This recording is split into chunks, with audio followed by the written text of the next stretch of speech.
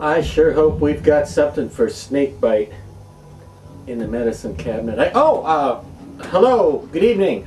Time now for Dr. Lady's affordable mask recommendation of the week, also known as Creepy Cheapies. I'm your host, Benjamin Franklin, and well, tonight I have a really scary one for you that I'd like to recommend. This is by Fearscape, and it is called Corpsified. That's right, Corpsified. Or if you happen to be a little bit dyslexic like one of my friends, you may think it says Corpsefield, but it doesn't say Corpsefield, it's Corpsified, because you see Corpsefield would be C-O-R-P-S-E-F-I-E-L-D, and Corpsified is C-O-R-P-S-I-F-I-E-D, so it's Corpsified, you see.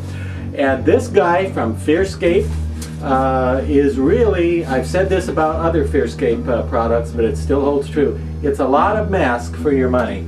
Now, most of the Fearscape masks seem to retail in the same price range, like neighborhood of $60 to $75. This one is in there somewhere too, maybe 70 bucks would get you one.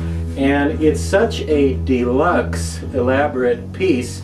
I have to give it a big rotted, severed, bleeding thumbs up, you know? It comes way, way down in the back. There's no slit up the back, which means if you can actually get it on your head, which you could do if you don't have a really big head.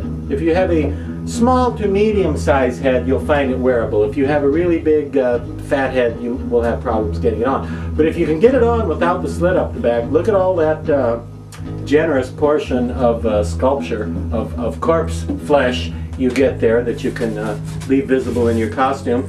And same thing with the front. He's got this nasty, creepy Adam's apple that I like sticking out, and then he's got all this where you could leave your costume open, obviously, and show all that nice rotted corpse flesh.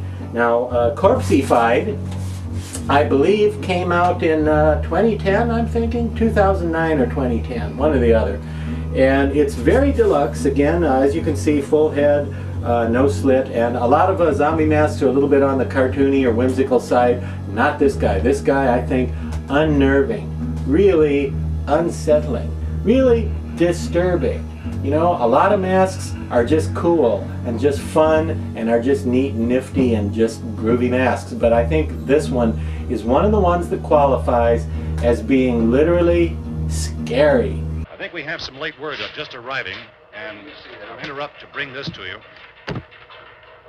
This is the latest disclosure in a report from National Civil Defense Headquarters in Washington. It has been established that persons who have recently died have been returning to life and committing acts of murder. A widespread investigation of reports from funeral homes, morgues, and hospitals has concluded that the unburied dead are coming back to life and seeking human victims. It's hard for us here to believe what we're reporting to you, but it does seem to be a fact. When this emergency first began, radio and television was advising people to stay inside, behind locked doors for safety. Well, that situation has now changed. We're able to report a definite course of action for you. Civil defense machinery has been organized to provide rescue stations with food, shelter, medical treatment, and protection by armed National Guardsmen. Stay tuned to the broadcasting stations in your local area for this list of rescue stations. This list will be repeated throughout our news coverage.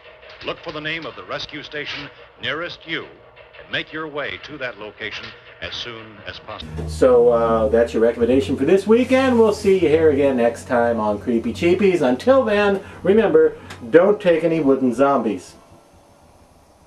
Yeah, I know.